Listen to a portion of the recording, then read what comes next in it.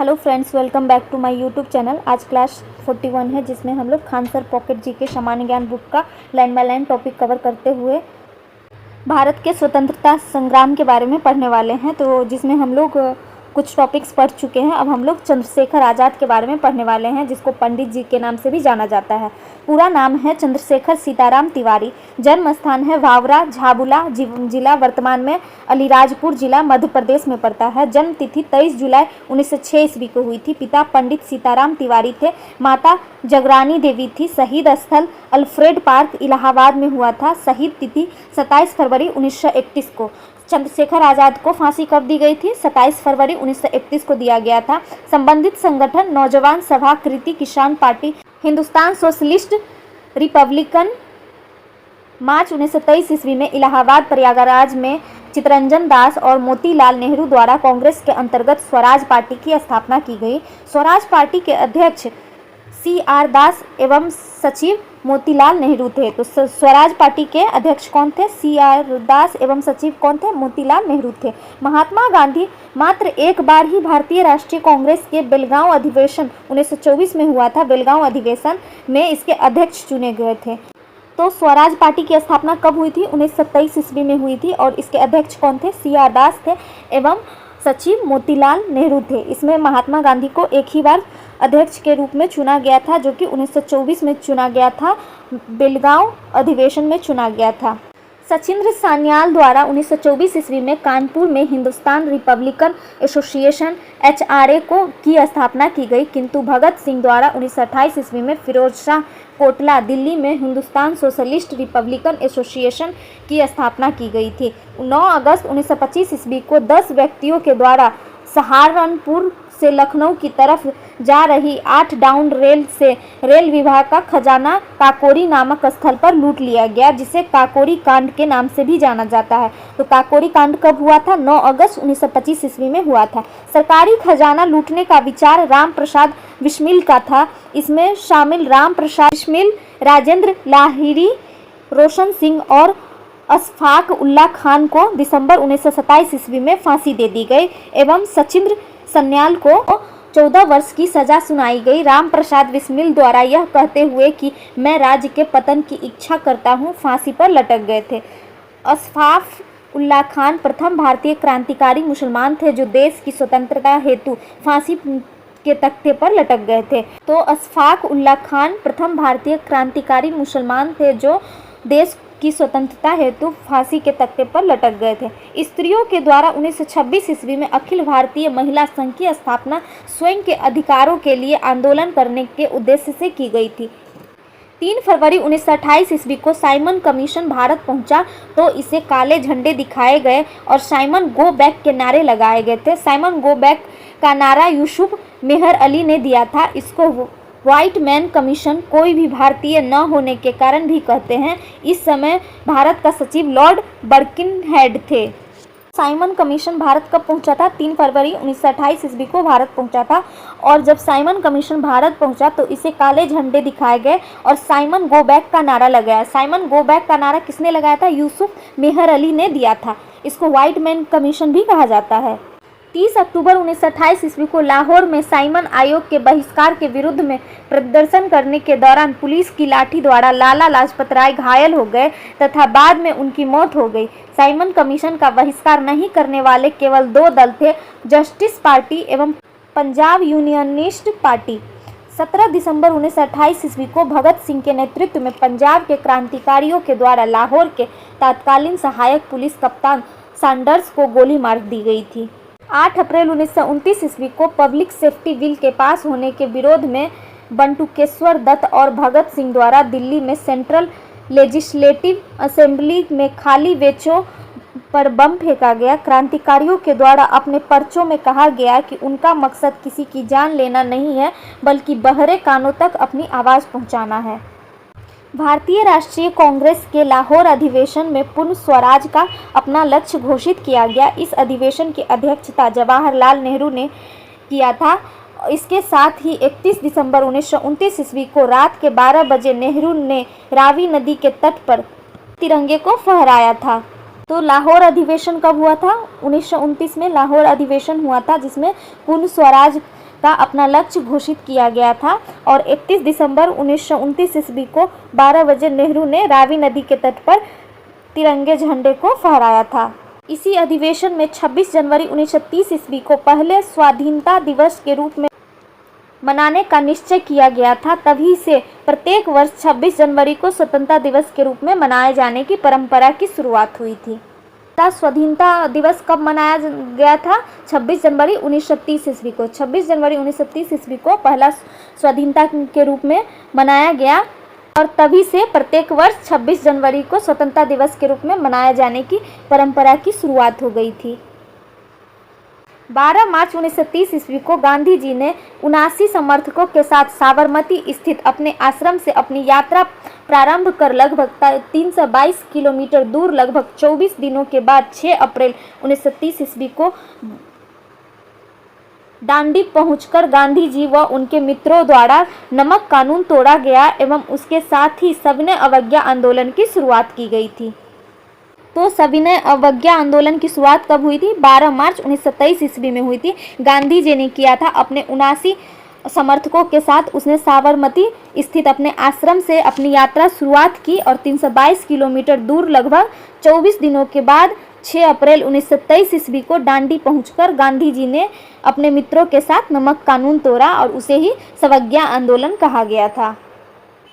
तो सवज्ञा आंदोलन की शुरुआत साबरमती स्थित आश्रम से हुई थी और दांडी तक हुई थी। सुभाष चंद्र बोस द्वारा महात्मा गांधी जी के नमक सत्याग्रह की तुलना नेपोलियन की एवला से पेरिस यात्रा से की गई थी। नवंबर 1930 ईस्वी को प्रथम गोलमेज सम्मेलन आयोजित किया गया था। इसकी अध्यक्षता ब्रिटेन के प्रधानमंत्री रैमजे मैकडॉनल्ड द्वारा की गई थी। हालांकि भारतीय राष्ट्रीय कांग्रेस और व्यापारिक नेता सम्मेलन में शामिल नहीं हुए थे। उनमें से कई नेता सविनय अवज्ञा आंदोलन में भाग लेने के कारण जेल में थे। तो प्रथम गोलमेज सम्मेलन कब हुई है? नवंबर 1930 ईस्वी में हुई है और इसकी अध्यक्षता ब्रिटेन के प्रधानमंत्री रैमजे मैकडॉनल्ड ने की थी। और प्रथम गोलमेज सम्मेलन में भारतीय राष्ट्रीय कांग्रेस एवं व्यापारिक नेता सम्मेलन में शामिल नहीं हुए थे। 4 मार्च 1931 ईस्वी को गांधी इरविन पैक्ट हुआ। इसके उपरांत गांधी जी के द्वारा सविनय अवज्ञा आंदोलन को स्थगित कर दिया गया।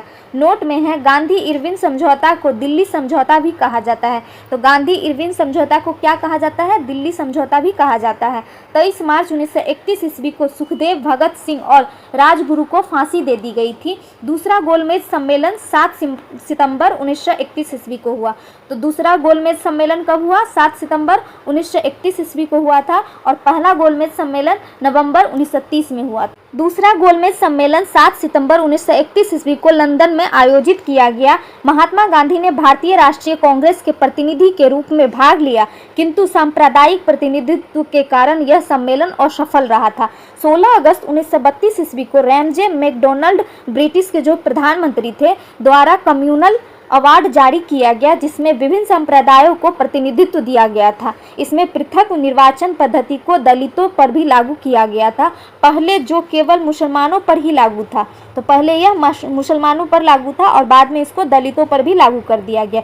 यह दलित वर्ग को हिंदुओं से अलग करने की ब्रिटिश चाल थी। 20 सितंबर 1932 ईस्वी को गांधी जी ने इसके विरोध में यरवदा जेल में अपना प्रथम आमरण अनशन शुरू किया था। अंबेडकर जी ने इसे राजनीतिक धूर्तता कहा था। अंततः 26 सितंबर 1932 ईस्वी को डॉक्टर राजेंद्र प्रसाद, मदन मोहन मालवीय, पुरुषोत्तम दास, सी राजगोपालाचारी आदि के प्रयासों से गांधी जी व दलित नेता अंबेडकर के बीच पुनः समझौता हुआ था। गांधी जी ने उपवास समाप्त कर दिया। नोट में है गांधी की ओर से इस समझौते पर हस्ताक्षर मालवीय ने किए थे। सितंबर 1932 ईस्वी में गांधी जी द्वारा हरिजन सेवक संघ, अखिल भारतीय अस्पृश्यता विरोधी लीग की स्थापना की गई। इसके प्रथम अध्यक्ष घनश्याम दास बिरला एवं प्रथम सचिव अमृतलाल ठक्कर थे। तो हरिजन सेवक संघ की स्थापना कब की गई है? सितंबर 1932 ईस्वी में की है और किसने किया था? गांधी जी ने किया था।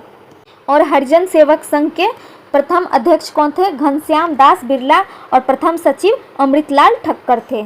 नोट में है प्रथम गोलमेज सम्मेलन 12 नवंबर 1930 ईस्वी और तृतीय गोलमेज सम्मेलन 17 नवंबर 1932 ईस्वी में हुआ है। महात्मा गांधी जी ने केवल दूसरे गोलमेज सम्मेलन में ही भाग लिया तथा डॉक्टर भीमराव अंबेडकर जी को अछूतों के प्रतिनिधि के रूप में लंदन में हुई तीनों गोलमेज सभाओं में बुलाया गया था। तो महात्मा गांधी जी ने केवल दूसरे गोलमेज सम्मेलन में ही भाग लिया। तीनों गोलमेज सम्मेलन के दौरान इंग्लैंड के प्रधानमंत्री जेम्स रैमजे मैकडॉनल्ड ही थे। तो तीनों गोलमेज सम्मेलन के दौरान इंग्लैंड के प्रधानमंत्री कौन थे? जेम्स रैमजे मैकडॉनल्ड थे। द्वितीय गोलमेज सम्मेलन की असफलता के उपरांत गांधी जी के द्वारा 3 जनवरी 1932 ईस्वी में सविनय अवज्ञा आंदोलन प्रारंभ कर दिया एवं सविनय अवज्ञा आंदोलन अंतिम रूप से 7 अप्रैल 1934 ईस्वी को वापस ले लिया गया।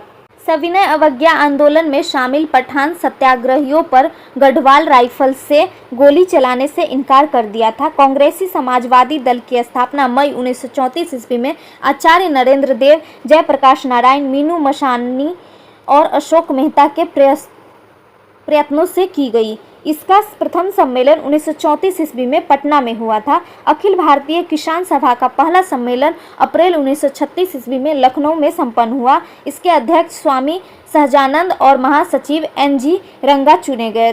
1938 ईस्वी में कांग्रेस में हरिपुरा सम्मेलन में सुभाष चंद्र बोस को कांग्रेस अध्यक्ष चुना गया। इस दौरान सुभाष चंद्र बोस ने जवाहरलाल नेहरू की अध्यक्षता में राष्ट्रीयता योजना समिति स्थापित की। 1939 ईस्वी में कांग्रेस में त्रिपुरी सम्मेलन के सुभाष चंद्र बोस महात्मा गांधी के द्वारा प्रस्तावित प्रत्याशी पट्टाभी सितार मैया को हराकर भारतीय राष्ट्रीय कांग्रेस के अध्यक्ष चुने गए थे।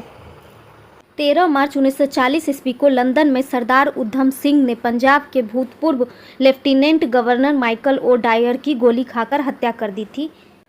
गांधी जी द्वारा 17 अक्टूबर 1940 ईस्वी को पानवार में व्यक्तिगत सत्याग्रह आंदोलन आरंभ किया गया। व्यक्तिगत सत्याग्रह आंदोलन के पहले सत्याग्रही विनोबा भावे, दूसरे सत्याग्रही जवाहरलाल नेहरू और तीसरे सत्याग्रही ब्रह्मदत्त थे। इसको दिल्ली चलो आंदोलन भी कहा गया। तो 17 अक्टूबर 1940 ईस्वी में जो पनवार में व्यक्तिगत सत्याग्रह हुआ था उसका नाम दिल्ली चलो आंदोलन भी रहा था, जिसके पहले सत्याग्रही विनोबा भावे, दूसरे सत्याग्रही जवाहरलाल नेहरू थे एवं तीसरे सत्याग्रही ब्रह्मदत्त थे। 23 मार्च 1940 ईस्वी को लाहौर अधिवेशन मुस्लिम लीग के अध्यक्षता करते हुए मोहम्मद अली जिन्ना ने भारत से पृथक मुस्लिम राष्ट्र पाकिस्तान की मांग की एवं मुस्लिम लीग के 1940 ईस्वी के दिल्ली अधिवेशन में खलीकुज्मान द्वारा पाकिस्तान नाम से अलग राष्ट्र का प्रस्ताव रखा। तो 23 मार्च 1940 ईस्वी को लाहौर अधिवेशन के अध्यक्षता करते हुए मोहम्मद अली जिन्ना ने भारत से मुस्लिम राष्ट्र पाकिस्तान की मांग की और मुस्लिम लीग 1940 ईस्वी में दिल्ली अधिवेशन में भी खलीकुज्मान द्वारा पाकिस्तान नाम से अलग राष्ट्र का प्रस्ताव रखा गया। नोट में है, सर्वप्रथम मुसलमानों हेतु एक पृथक अलग देश का विचार अभिव्यक्त इकबाल ने दिया था। तो सबसे पहले मुसलमानों हेतु एक अलग देश का विचार किसने दिया था? तो इकबाल ने दिया था। वर्धा 1942 ईस्वी में कांग्रेस ने अंग्रेजों भारत छोड़ो प्रस्ताव को पारित किया। 7 अगस्त 1942 ईस्वी को भारतीय राष्ट्रीय कांग्रेस की बैठक ऐतिहासिक ग्वालियर टैंक में हुई। गांधी ने भारत छोड़ो प्रस्ताव को कांग्रेस कार्य समिति द्वारा 8 अगस्त 1942 ईस्वी को स्वीकारा गया था। भारत छोड़ो आंदोलन का प्रारंभ 9 अगस्त 1942 ईस्वी को हुआ। गांधी ने करो या मरो का नारा भी इसी आंदोलन में दिया था। तो भारत ने करो या मरो का आंदोलन किस में दिया था? भारत छोड़ो आंदोलन में दिया था। और भारत छोड़ो आंदोलन का शुरुआत कब हुआ था? 9 अगस्त 1942 ईस्वी को हुआ। 9 अगस्त 1942 ईस्वी को प्रातः काल ही ऑपरेशन जीरो आवर के तहत गांधी जी और कांग्रेस के अन्य सभी महत्वपूर्ण नेताओं को गिरफ्तार कर लिया गया। गांधी जी को आगा खां महल में तथा कांग्रेस कार्यकारिणी के अन्य सदस्यों को अहमदानगर में दुर्ग में रखा गया था। राजेंद्र प्रसाद को भी नज़रबंद किया गया था। 9 मई 1944 ईस्वी को गांधी जी को जेल से रिहा कर दिया गया। नोट में है, 1944 ईस्वी में ही गांधी जी की पत्नी कस्तूरबा का आगा खां पैलेस में ही निधन हो गया था। तो गांधी जी की पत्नी जो कस्तूरबा गांधी थी, उनका कब मृत्यु हुआ था? 1944 ईस्वी में हुआ था। कहाँ हुआ था? आगा खां पैलेस में निधन हुआ था। सर्वप्रथम कैप्टन मोहन सिंह के मन में आज़ाद हिंद फौज की स्थापना का विचार आया था। आज़ाद हिंद फौज की पहली डिवीज़न का गठन 1 सितंबर 1942 ईस्वी को कैप्टन मोहन सिंह द्वारा किया गया, किंतु वह असफल रहा था। आज़ाद हिंद फौज की सफलतापूर्वक गठन का श्रेय रास बिहारी बोस को दिया जाता है। तो आज़ाद हिंद फौज की सफलतापूर्वक गठन का श्रेय किसे दिया जाता है? रास बिहारी बोस को दिया जाता है। सुभाष चंद्र बोस को अक्टूबर 1943 ईस्वी में आज़ाद हिंद फौज का सर्वोच्च सेनापति बनाया गया था। आज़ाद हिंद फौज के 3 ब्रिगेडों के नाम हैं: Subhash brigade, Gandhi brigade, Nehru brigade. महिलाओं के ब्रिगेड का नाम लक्ष्मीबाई रेजिमेंट था। आज़ाद हिंद फौज का ध्वज कांग्रेस के तिरंगे झंडे की तरह था, जिस तरह दहाड़ते हुए शेर का चिन्ह था। 8 नवंबर 1943 ईस्वी को जापान द्वारा अंडमान और निकोबार द्वीप सुभाष चंद्र बोस को दे दिया गया था। तो कब दिया गया था? 8 नवंबर 1943 ईस्वी को दिया था, और जापान के द्वारा दिया गया था अंडमान और निकोबार द्वीप समूह। किसे दिया गया था? सुभाष चंद्र बोस को दिया गया था। नेताजी द्वारा इनका नाम क्रमशः शहीद ही तथा स्वराज द्वीप रखा गया था। 18 अगस्त 1945 ईस्वी को सुभाष चंद्र बोस के हवाई जहाज के टोक्यो जाते हुए फॉर्मूसा द्वीप के उपरांत अचानक से आग लग जाने से मारे गए, किंतु अभी तक इस दुर्घटना को प्रमाणित नहीं किया गया है। तो सुभाष चंद्र बोस की मृत्यु कब हुई थी? 18 अगस्त 1945 ईस्वी में हुई थी, जो कि हवाई जहाज से वो टोक्यो जा रहे थे, उसी उपरांत हुई थी। और मृत्यु का क्या कारण कहा जा रहा है? हवाई जहाज़ में आग लगने का, लेकिन इसको अभी तक प्रमाणित नहीं किया गया है। 23 जनवरी 1897 को सुभाष चंद्र बोस का जन्म कटक, उड़ीसा में हुआ था। नवंबर 1945 में आज़ाद हिंद फौज के गिरफ्तार अधिकारी पी.के. सरगल, कर्नल गुरुदयाल ढिल्लन और मेजर शाहनवाज खान पर राजद्रोह का आरोप लगाकर दिल्ली के लाल किले में मुकदमा चलाया गया, किंतु वायसराय द्वारा इनकी सज़ा माफ़ करा दी गई। इन अभियुक्तों की तरफ से तेज बहादुर सप्रू, जवाहरलाल नेहरू, भोला भाई देसाई एवं के.एन. काटजू द्वारा पैरवी कराई गई थी। 20 फरवरी 1946 ईस्वी को कराची में वायुसेना के कुछ सैनिकों द्वारा ब्रिटिश सरकार विरुद्ध हड़ताल की तथा जल्द ही यह बम्बई, लाहौर, दिल्ली में भी फैल गई थी। लगभग 5200 सैनिकों ने इसमें भाग लिया था। इनकी मुख्य मांग भारतीय और अंग्रेजों सैनिकों में बराबरी का व्यवहार किया जाना था। 19 फरवरी 1946 ईस्वी को बम्बई में INS तलवार नामक जहाज के नौसैनिकों के द्वारा नौसेना विद्रोह किया गया था। 5000 सैनिकों के द्वारा आज़ाद हिंद फौज के बिल्ले लगाए गए थे। इनके द्वारा भी बराबरी की मांग की गई। हालांकि 25 फरवरी 1946 ईस्वी को नौसेना के विद्रोहियों द्वारा सरदार पटेल के दरबार में आकर समर्पण कर दिया गया। 15 फरवरी 1946 ईस्वी को प्रधानमंत्री एटली द्वारा भारतीय संविधान की स्थापना तथा तत्कालीन ज्वलंत समस्याओं पर भारतीयों से विचार विमर्श हेतु कैबिनेट मिशन को भारत भेजने की घोषणा की गई थी। 24 मार्च 1946 ईस्वी को कैबिनेट मिशन दिल्ली पहुंचा था। तो कैबिनेट मिशन दिल्ली कब पहुंचा था? 24 मार्च 1946 ईस्वी को पहुंचा था। इस मिशन के सदस्य थे स्टैफोर्ड किफ, अध्यक्ष board of trade, Pethick Lawrence और A.V. अलेक्जेंडर थे। कैबिनेट मिशन पैथिक लॉरेंस के नेतृत्व में आया था। 6 जून 1946 ईस्वी में कैबिनेट मिशन योजना की मुसलमान लीग द्वारा तथा 25 जून 1946 ईस्वी को कांग्रेस द्वारा स्वीकार कर लिया गया था। कैबिनेट मिशन को स्वीकार किए जाने के बाद संविधान सभा के निर्माण के लिए जुलाई 1946 ईस्वी में चुनावों में कांग्रेस 214 सामान्य स्थानों में से 205 स्थानों पर जीत की प्राप्ति कर ली और मुस्लिम लीग ने 78 मुस्लिम स्थानों में से 73 स्थानों पर जीत प्राप्त कर ली। कांग्रेस को 4 सिख सदस्यों का समर्थन भी प्राप्त था। 16 अगस्त 1946 ईस्वी को मुस्लिम लीग द्वारा प्रत्यक्ष कार्यवाही दिवस मनाया गया। सबसे पहले प्रत्यक्ष कार्यवाही दिवस कलकत्ता में मनाया गया, क्योंकि उस दौरान बंगाल में मुस्लिम लीग की सरकार थी। बंगाल के मुख्यमंत्री शहीद सुहरावर्दी थे।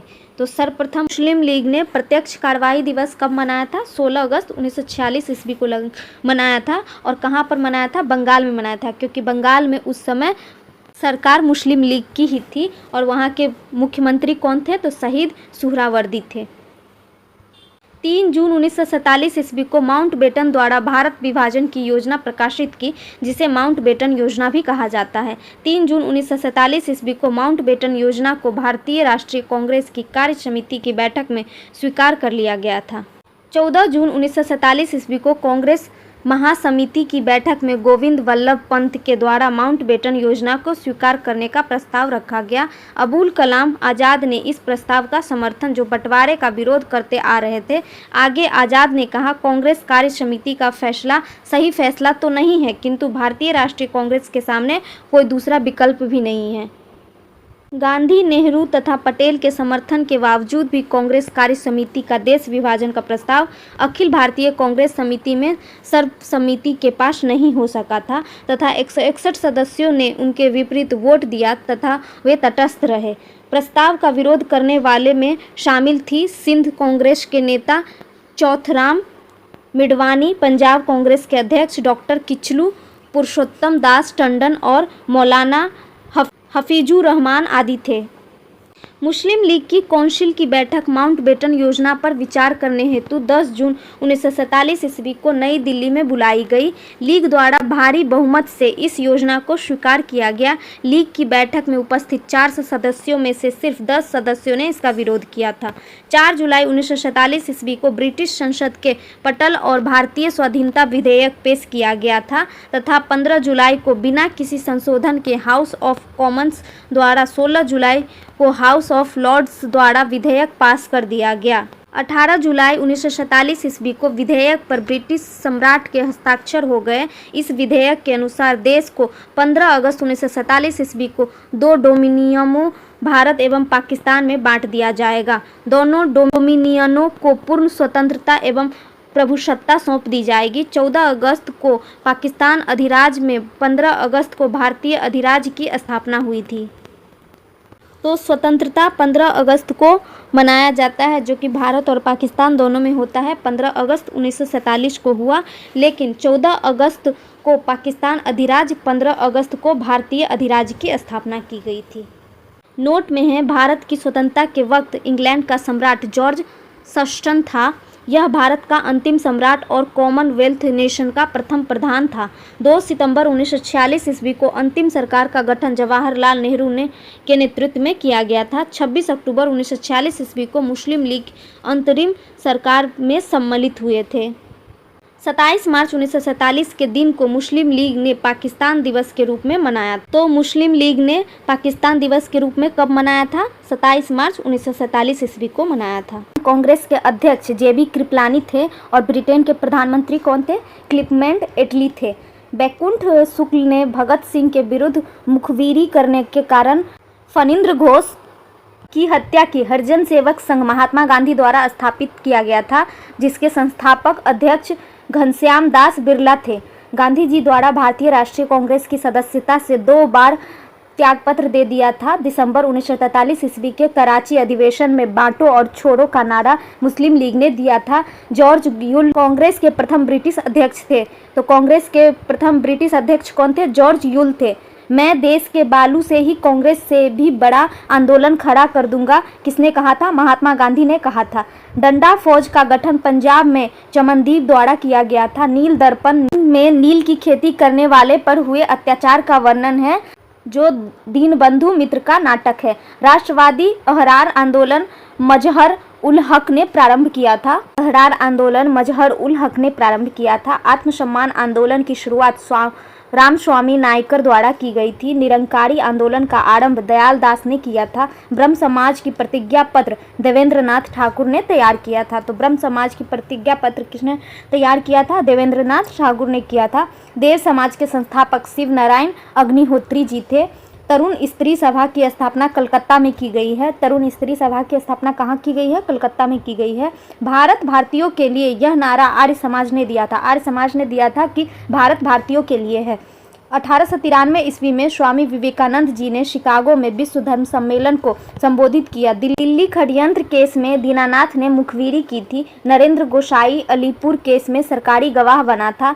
खुदीराम बोस सबसे कम उम्र में फांसी की सजा पाने वाला क्रांतिकारी था। भगत सिंह जी ने इनकलाब जिंदाबाद का नारा दिया था। तो इनकलाब जिंदाबाद का नारा किसने दिया था? भगत सिंह जी ने दिया था। भगत सिंह जी को शहीद ए आजम के नाम से भी जाना जाता है। जीसी हिल्टन भगत सिंह को फांसी की सज़ा सुनाने वाला न्यायाधीश था। तो जिसने भगत सिंह को फांसी की सज़ा सुनाई थी, उस जज का क्या नाम था? जीसी हिल्टन था। सब हेतु एक जाति एक धर्म एक ईश्वर का नारा श्री नारायण गुरु ने दिया था। मोहम्मद अली जिन्ना ने सवर्ण हिंदुओं की फांसीवादी कांग्रेस कहकर कांग्रेस का चरित्र निरूपण किया था। मैं एक क्रांतिकारी के रूप में कार्य करता हूं, जवाहरलाल नेहरू ने कहा था। तो मैं एक क्रांतिकारी के रूप में कार्य करता हूं, ये किसने कहा था? जवाहरलाल नेहरू ने कहा था। महात्मा गांधी जी को सर्वप्रथम महात्मा रविंद्रनाथ टैगोर ने कहा था। तो महात्मा गांधी जी को सर्वप्रथम महात्मा की उपाधि किसने दी थी? रविंद्रनाथ टैगोर जी ने दी थी। तो ये क्वेश्चन भी पूछे जाते हैं, इसको भी अच्छे से याद कर ले। सुभाष चंद्र बोस ने महात्मा गांधी को सर्वप्रथम राष्ट्रपिता कहकर संबोधित किया था। सरदार की उपाधि वल्लभ भाई पटेल को बरदौली सत्याग्रह की सफलता के उपरांत वहां की महिलाओं की तरफ से गांधी जी द्वारा प्रदान की गई थी। तो महात्मा गांधी जी को सर्वप्रथम महात्मा की उपाधि किसने दिया था? रविंद्रनाथ टैगोर ने दिया था। और सुभाष चंद्र बोस ने महात्मा गांधी को सर्वप्रथम राष्ट्रपिता कहा था। वल्लभ भाई पटेल को सरदार की उपाधि किसने दी थी? तो बरदौली सत्याग्रह के सफलता के उपरांत वहां की महिलाओं ने दी थी। और किसके द्वारा दिलाया गया था? गांधी जी के द्वारा दिलाया गया था। सुभाष चंद्र बोस को नेताजी सर्वप्रथम एडोल्फ हिटलर ने कहा था। तो सुभाष चंद्र बोस को सबसे पहले नेताजी किसने कहा था? तो एडोल्फ हिटलर ने कहा था। एम.जी. रानाडे गोखले के आध्यात्मिक एवं राजनीतिक गुरु थे। तो एम.जी. कौन थे? एम.जी. रानाडे गोखले के आध्यात्मिक एवं राजनीतिक गुरु थे। गोपाल कृष्ण गोखले महात्मा गांधी के राजनीतिक गुरु थे। तो गोपाल कृष्ण गोखले कौन थे? महात्मा गांधी के राजनीतिक गुरु थे। देशबंधु चित्तरंजन दास सुभाष चंद्र बोस के राजनीतिक गुरु थे। देशबंधु चित्तरंजन दास सुभाष चंद्र बोस के राजनीतिक गुरु थे। सरदार वल्लभ भाई पटेल जी को भारत का विस्मारक कहा जाता है। तो भारत का विस्मारक किसे कहा जाता है? सरदार वल्लभ भाई पटेल को कहा जाता है। शुद्धि आंदोलन के प्रवर्तक स्वामी दयानंद सरस्वती थे। शुद्धि आंदोलन के प्रवर्तक कौन थे? स्वामी दयानंद सरस्वती थे। राजा राम मोहन राय ने 19वीं शताब्दी के भारतीय पुनर्जागरण का पिता कहा जाता है। तो 19वीं शताब्दी के भारतीय पुनर्जागरण का पिता किसको कहा जाता है? राजा राम मोहन राय को कहा जाता है। महात्मा गांधी जी ने अखिल भारतीय हरिजन संघ की स्थापना की थी। तो ये क्वेश्चन भी पूछा जाता है, ये भी इम्पोर्टेंट है। अखिल भारतीय हरिजन संघ की स्थापना किसने की है? महात्मा गांधी जी ने की है। फ्रैंक मोरिस द्वारा महात्मा गांधी को अर्धनग्न फकीर कहा था। तो महात्मा गांधी को अर्धनग्न फकीर किसने कहा था? फ्रैंक मोरिस ने कहा था। राष्ट्रीय युवा दिवस स्वामी विवेकानंद जी से संबंधित है और यह कब मनाया जाता है? तो 12 जनवरी को मनाया जाता है। विवियन डेरिजियो यंग बंगाल आंदोलन का प्रवर्तक था। भारतीय राष्ट्रीय कांग्रेस के मौलाना अबुल कलाम आजाद की अध्यक्षता में पारित की गई है। दादा भाई नौरोजी को भारत के पितामह कहा जाता है। गोपाल हरिदेशमुख जी को लोकहितवादी के नाम से भी जाना जाता है। सुरेंद्रनाथ बनर्जी को बिना ताज का बादशाह कहा जाता है। तो बिना ताज का बादशाह किसे कहा जाता है? सुरेंद्रनाथ को कहा जाता है। Hermit of Shimla A.O.. Hume को कहा जाता है। ए.ओ. ह्यूम को क्या कहा जाता है? हर्मिट ऑफ शिमला कहा जाता है। 1885 से 1907 ईस्वी तक ए.ओ. ह्यूम कांग्रेस के महामंत्री थे। तो ए.ओ. ह्यूम कौन थे? 1885 से 1907 ईस्वी तक वह कांग्रेस के महामंत्री रहे हैं।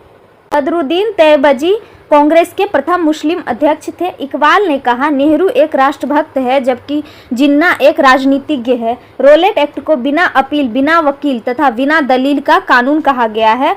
खिलाफत आंदोलन की शुरुआत मोहम्मद अली एवं शौकत अली ने 1919 ईस्वी में की। भीमराव रामजी अंबेडकर जो तीनों गोलमेज सम्मेलन में भाग लेने वाले भारतीय नेता थे, 22 दिसंबर 1939 ईस्वी को कांग्रेस मंत्रिमंडल में सामूहिक रूप से अपना त्यागपत्र दे दिया। तो भीमराव अंबेडकर ने अपना त्यागपत्र कब दिया था? 22 दिसंबर 1939 ईस्वी को दिया था। और किससे दिया था? कांग्रेस मंत्रिमंडल से दिया था। मुस्लिम लीग ने इस दिन को मुक्ति दिवस के रूप में मनाया था। तो जिस दिन भीमराव अंबेडकर जी ने अपना त्यागपत्र दिया था उस दिन को मुस्लिम लीग ने अपने मुक्ति दिवस के रूप में मनाया था। और वह दिवस कौन था? 22 दिसंबर 1939 ईस्वी था।